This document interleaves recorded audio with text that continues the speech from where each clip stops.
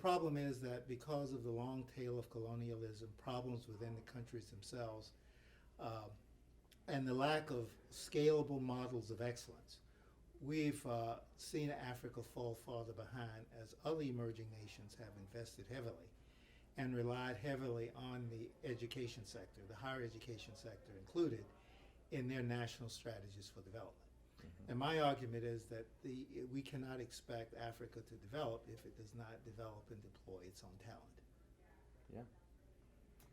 And this is an argument for building institutions. We certainly bring lots of Africans to the U.S. and to Europe, and that certainly is not something that I'm opposed to. I just think we have to build institutions so that the numbers get above 2 or 3%. Well, the first is that we're deeply implicated in the problems they have.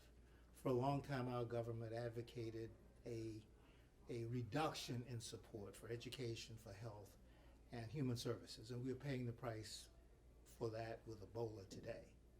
But the larger issue is that every country should have its own architects and doctors and accountants, and if we don't have that in Africa, then we pay the price of a very dysfunctional set of international relationships, as well as a part of the world, 15% of the world, to be accurate about it, that's really not in the game that we claim to be for. So we're implicated, we have an obligation. My suggestion for anybody who wants to get involved in that, to look around where they are. If they work for a major corporation, major corporations are all global. So the question is, what is the corporation doing in Africa? If you're involved in the church, missionaries have made contributions in lots of places, and there's room for new initiatives now. If you're at a university, universities have the obligation to train their young people for a global marketplace. Africa is part of that global marketplace. So I think it's not hard to find ways for most people to engage in some way and to advocate for their institution being proactive and being in the transformation in higher education in Africa.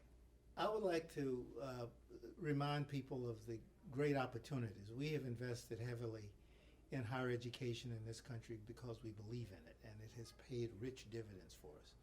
So we have a way of conveying a message about going from pre-industrial to post-industrial, mainly on the backs of higher education. We built a middle class basically on the back of higher education.